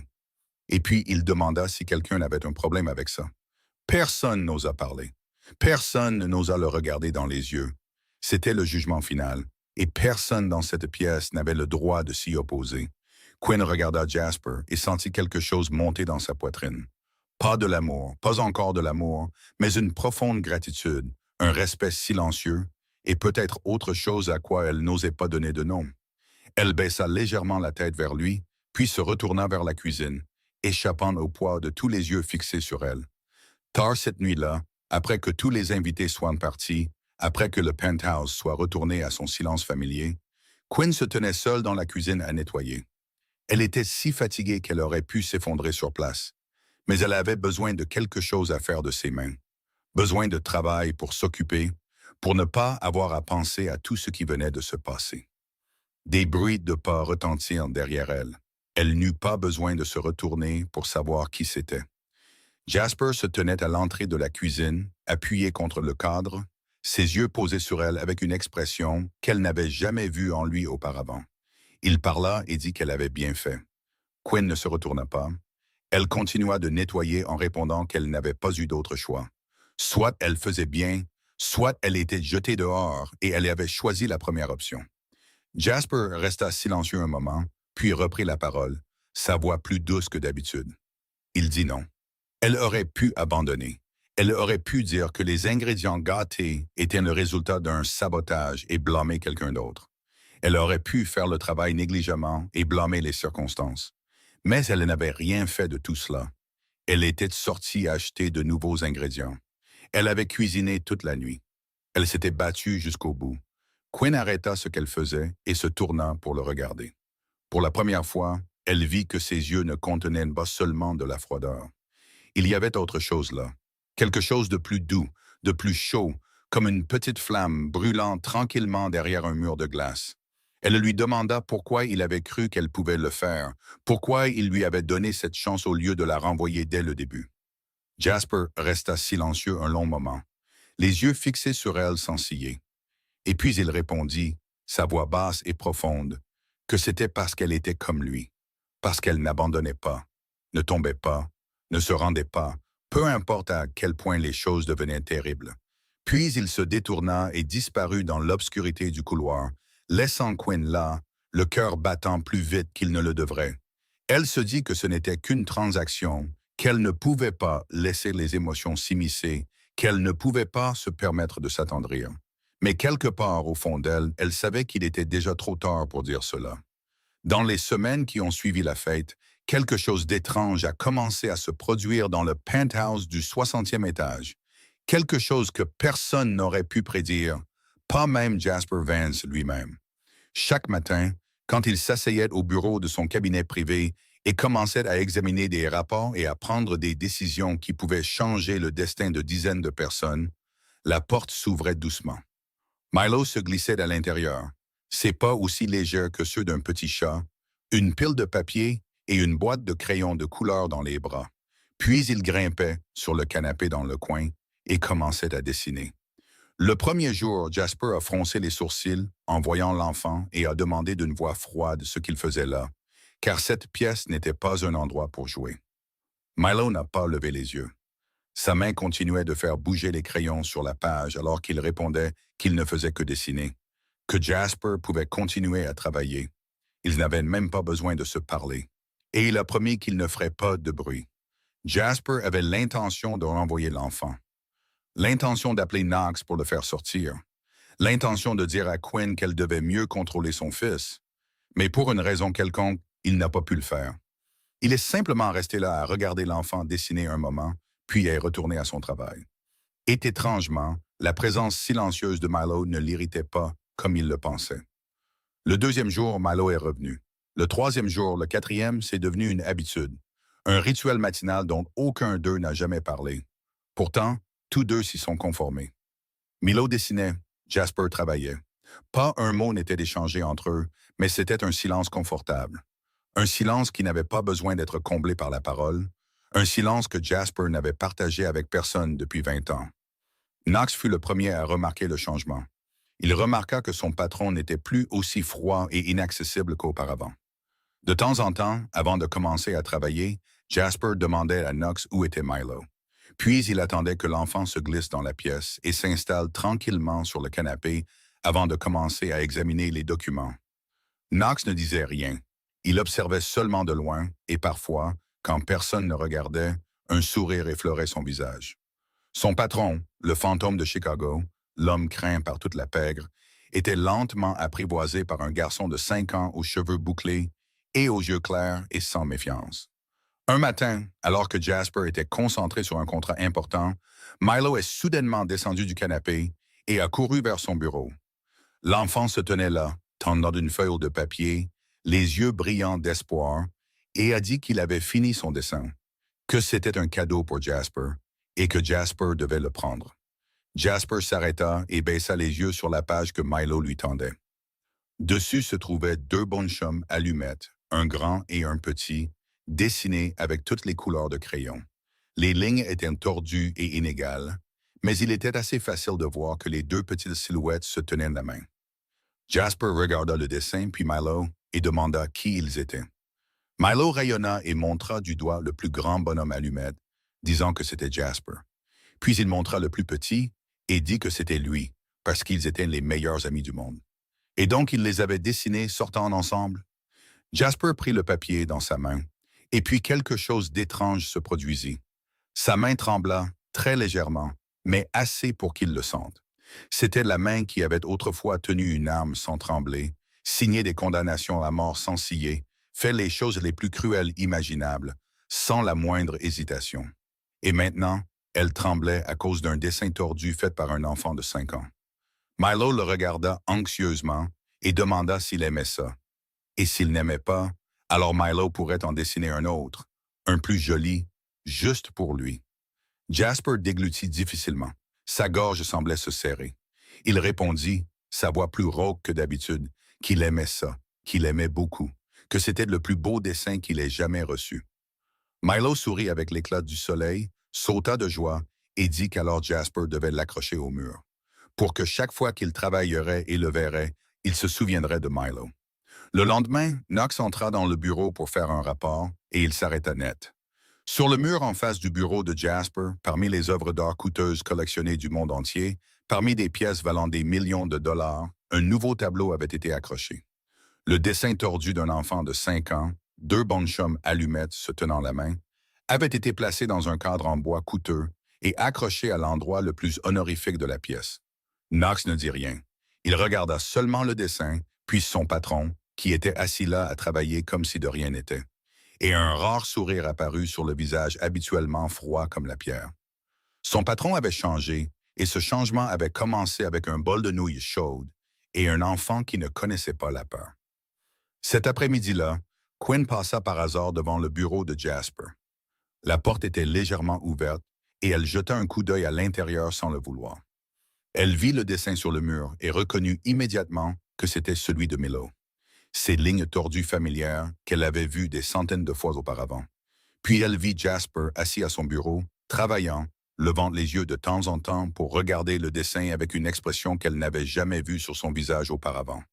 Un regard doux, chaleureux, comme s'il contemplait quelque chose de plus précieux que toutes les peintures à $1 million de la pièce. Quinn resta là, le cœur serré, les yeux qui piquaient. L'homme craint par toute la ville. L'homme qu'elle avait autrefois cru n'être fait que de ténèbres et de froideur, accrochait le dessin de son fils comme un trésor. Elle ne savait pas ce que c'était. Elle ne savait pas comment nommer le sentiment qui montait en elle. Elle savait seulement que tout changeait et qu'elle ne pouvait plus l'arrêter, ni ne le voulait plus. Celeste Hartley se tenait devant le miroir de sa chambre privée, fixant son propre reflet, et elle ne reconnaissait plus la femme qui la regardait.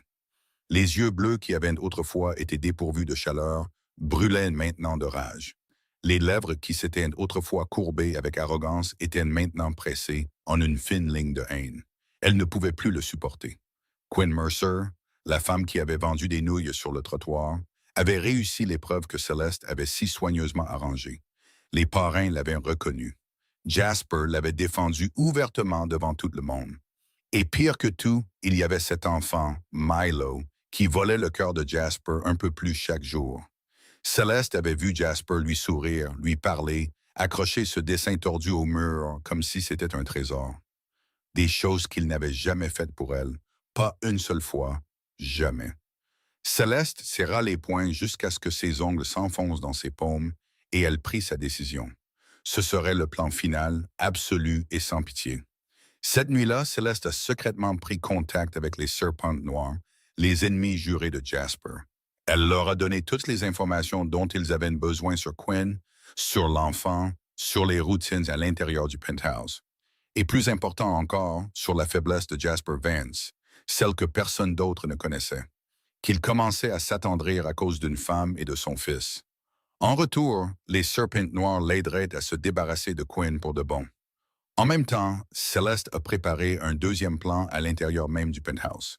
Elle s'est glissée dans la chambre de Quinn à minuit, a placé son propre collier de diamants coûteux dans un tiroir et est partie sans faire de bruit.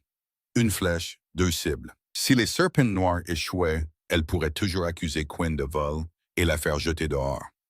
2 jours plus tard, une réunion d'urgence a été convoquée au penthouse. Aldrich Hartley est arrivé avec Celeste, suivi de plusieurs autres parrains de l'Alliance. Celeste est entrée avec une expression de grave préoccupation parfaitement jouée, tenant le collier de diamants dans sa main. Elle a déclaré qu'elle l'avait trouvé dans la chambre de Quinn Mercer, que la femme en qui Jasper avait eu assez confiance pour l'amener chez lui n'était rien de plus qu'une voleuse, qu'elle les avait prévenus depuis le début, mais que personne n'avait écouté. Les parrains murmurèrent entre eux, échangeant des regards suspicieux.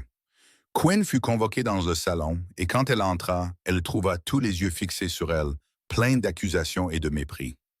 Milo vint avec sa mère. L'enfant sentit la tension dans l'air et se mit à pleurer de peur, s'accrochant fermement à sa jambe. Quinn regarda le collier, regarda Celeste, et comprit immédiatement ce qui se passait. Elle se redressa, ne baissa pas la tête, ne trembla pas, et dit d'une voix calme, qu'elle n'avait pas pris le collier, qu'elle ne l'avait jamais vu auparavant, que quelqu'un l'avait délibérément placé là. Céleste eut un rire froid, sa voix aussi tranchante qu'une lame, en disant que, bien sûr, tous les voleurs disaient la même chose. Mais il n'y avait aucune preuve que Quinn avait été piégé.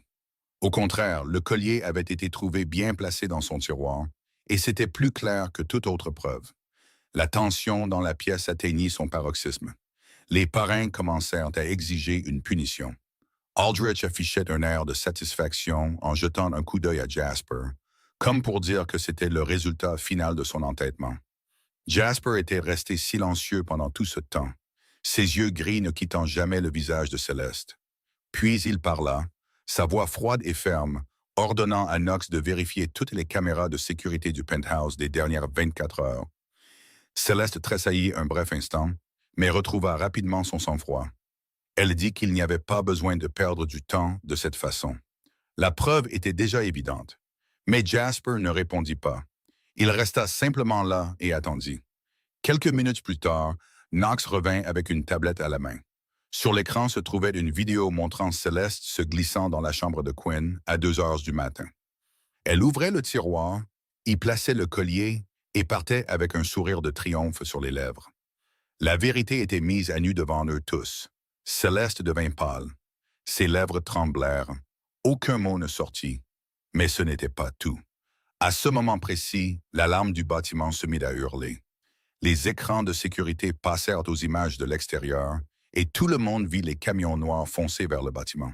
Chacun était marqué d'un serpent noir enroulé, le symbole du gang des serpents noirs. Knox rapporta, sa voix tendue mais contrôlée, que les serpents noirs arrivaient en force et qu'il semblait qu'ils avaient reçu des informations de quelqu'un à l'intérieur. Jasper se tourna pour regarder Céleste. Ses yeux étaient maintenant si froids qu'ils auraient pu geler toute la pièce.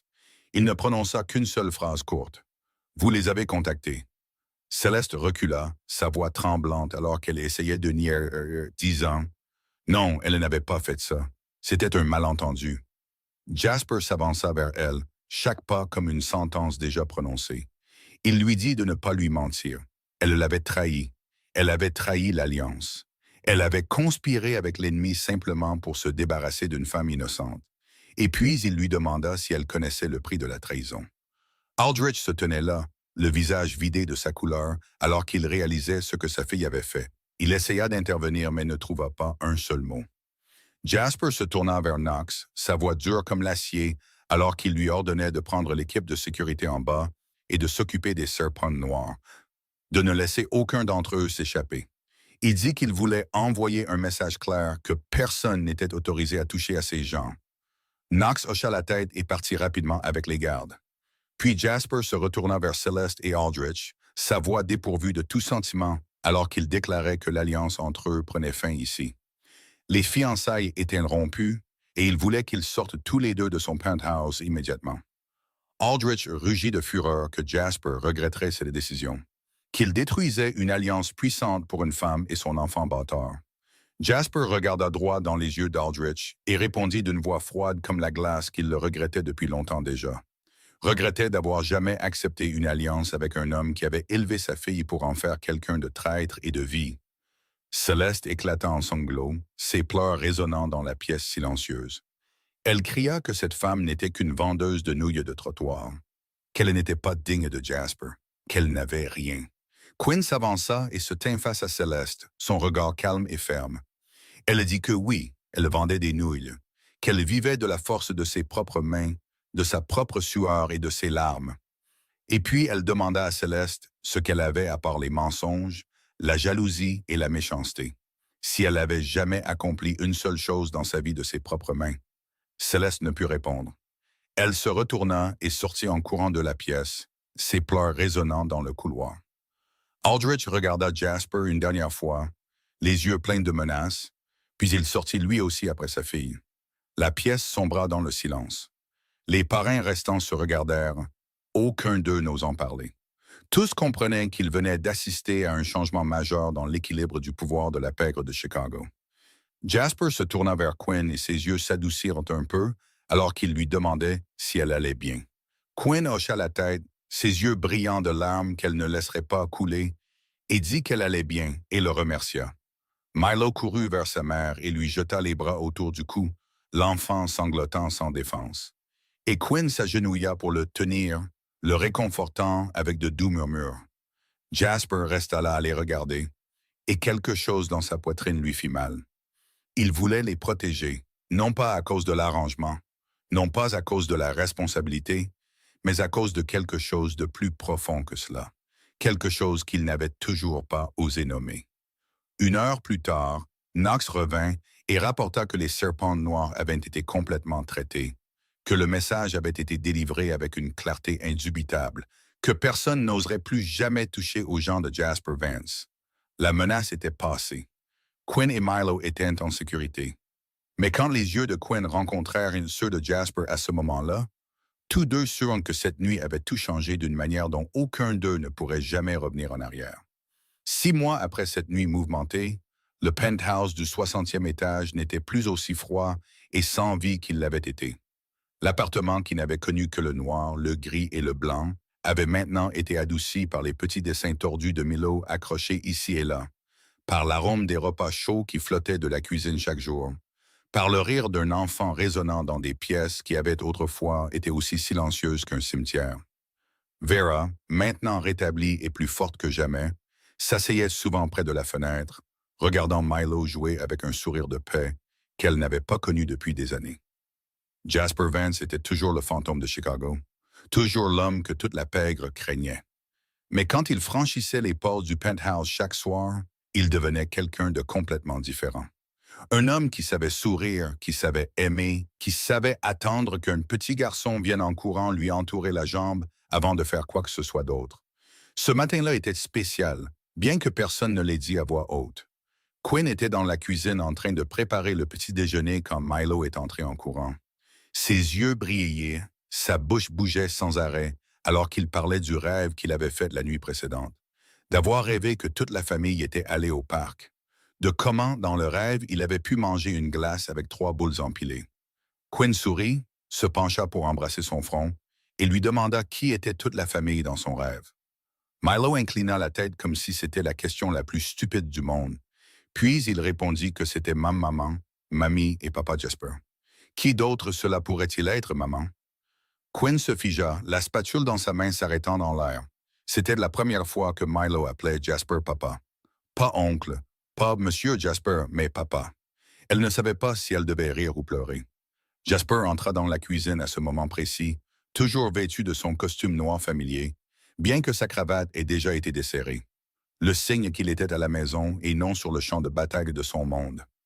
Milo le vit et fonça comme une petite balle, se jetant sur sa jambe et levant les yeux avec un sourire radieux en criant « Papa Jasper, papa, j'ai rêvé qu'on allait au parc. Tu m'emmèneras au parc pour de vrai? » Jasper resta là, et les yeux qui étaient habituellement froids comme l'acier scintillaient maintenant d'une lumière que Quinn n'avait jamais vue en eux auparavant. Il se pencha, souleva Milo dans ses bras et répondit qu'il le ferait. Que ce week-end, papa l'emmènerait, mais qu'il devait promettre de finir tout le petit déjeuner que maman avait préparé d'abord. Milo hocha la tête sauvagement, faisant 1000 promesses à la fois, puis supplia d'être reposé pour pouvoir courir manger. Quinn regarda Jasper et il la regarda en retour. Ils n'avaient pas besoin de mots. Ils se comprenaient déjà. Elle s'approcha, se tint à côté de lui, son épaule frôlant la sienne, et murmura que Milo l'avait appelé papa. Jasper hocha la tête, sa voix plus rauque que d'habitude quand il répondit qu'il avait entendu, et que c'était le plus beau son qu'il ait jamais entendu de sa vie. Quinn sourit, posa sa tête contre son épaule un moment, puis se retourna vers le petit déjeuner qui attendait toujours sur le feu. Après le petit déjeuner, alors que Milo était occupé à regarder des dessins animés dans le salon, Jasper entraîna Quinn sur le balcon. Il se tenait là, le dos contre la balustrade, la regardant avec des yeux sérieux et pourtant chaleureux. Il dit qu'il avait quelque chose à lui donner, puis mit la main dans sa poche et en sortit une petite boîte. Quinn regarda la boîte, puis lui, et son cœur se mit à battre plus vite. Jasper l'ouvrit, et à l'intérieur se trouvait une bague. Pas un diamant scintillant comme elle aurait pu s'y attendre, mais une pierre d'ambre chaude montée sur un simple et élégant anneau de platine. Elle regarda la pierre et comprit immédiatement. Ambre, la couleur de ses yeux, la couleur des yeux de Milo. Jasper lui dit qu'il avait cherché longtemps cette pierre parce qu'il voulait qu'elle se souvienne, chaque fois qu'elle la regarderait, qu'elle et Milo éteignent la lumière qui était entrée dans ses ténèbres. Puis il s'agenouilla. Jasper Vance, le fantôme de Chicago, l'homme que toute la pègre craignait, était à genoux devant une femme qui avait autrefois vendu des nouilles dans la rue. Il prit sa main, la regarda avec les yeux les plus sincères qu'elle ait jamais vus sur son visage et demanda si elle accepterait de devenir sa femme. Si elle lui permettrait d'être le père de Milo, d'être sa famille pour le reste de cette vie. Quinn le regarda, des larmes coulant librement sur ses joues sans qu'elle songe à les essuyer, et elle ne parvint à dire qu'un seul mot, tout comme lors de cette nuit mouvementée au penthouse. Oui. À ce moment précis, le bruit de pas précipités se fit entendre. Milo fit irruption sur le balcon, les yeux grands ouverts quand il vit Jasper à genoux devant sa mère. Puis il aperçut la bague et comprit immédiatement ce qui se passait. Il sauta de joie, criant que Papa Jasper avait demandé à maman de l'épouser, que Papa Jasper allait devenir son vrai papa, qu'il allait avoir un papa. Puis il se jeta sur eux deux, les enlaçant de ses bras comme il le pouvait, son rire résonnant sur le balcon, à travers le penthouse, à travers le ciel de Chicago. Jasper se releva, un bras autour de Quinn, l'autre soulevant Milo, et pour la première fois de sa vie, il se sentit complet. Une semaine plus tard, Knox conduisit toute la famille à un endroit secret. Quand la voiture s'arrêta, Quinn regarda dehors et ne put en croire ses yeux. Devant elle se tenait un food truck flambant neuf, brillant sous la lumière, peint d'une chaude nuance de bleu. Et sur le côté, et en grandes lettres, étaient inscrits les mots « La cuisine de Quinn ». Jasper se tenait à côté d'elle et dit qu'il savait à quel point elle aimait cuisiner. Et il ne voulait pas qu'elle abandonne son rêve simplement parce qu'elle était avec lui. Le camion était à elle. Elle pouvait vendre de la nourriture quand elle le voulait, ou simplement le laisser là comme un rappel de l'endroit où ils s'étaient rencontrés pour la première fois. Quinn se retourna et lui jeta les bras autour du cou, pleurant contre son épaule, murmurant « Merci, merci pour tout ». Ce soir-là, alors que le soleil se couchait derrière la ligne d'horizon de Chicago, la petite famille se tenait ensemble sur le toit du penthouse. Ils regardaient la ville passer du jour à la nuit. Milo se tenait d'entre eux, une main tenant celle de sa mère, l'autre celle de son père.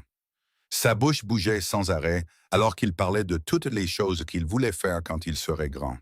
Quinn se tourna pour regarder Jasper, et il la regarda en retour, ses yeux plus chauds maintenant que n'importe quelle flamme. L'obscurité avait trouvé sa lumière. La lumière avait trouvé un endroit où elle appartenait. Et la famille, comme il l'avait appris, n'était pas faite de personnes qui partageaient le même sang, mais de ceux qui choisissaient de rester les uns à côté des autres à travers chaque tempête. Merci à tous d'avoir écouté jusqu'au tout dernier moment de l'histoire Ténèbres et Lumière. Si cette histoire a touché votre cœur, veuillez vous abonner à notre chaîne, appuyer sur j'aime et partager cette vidéo, afin que nous ayons plus d'encouragement pour vous apporter de nombreuses autres histoires captivantes chaque jour. Qu'avez-vous ressenti en écoutant cette histoire? Le voyage de Jasper et Quinn des ténèbres à la lumière vous a-t-il ému? Et quel moment de l'histoire vous a le plus marqué? Nous aimerions vraiment connaître vos pensées et les sentiments de votre cœur dans les commentaires, car chaque commentaire que vous laissez est une grande source d'encouragement qui nous aide à continuer à créer un contenu significatif et de haute qualité. Nous souhaitons à tous ceux qui regardent cette vidéo une bonne santé, une vie joyeuse et des jours remplis de paix. Au revoir pour l'instant et nous nous retrouverons dans la prochaine vidéo.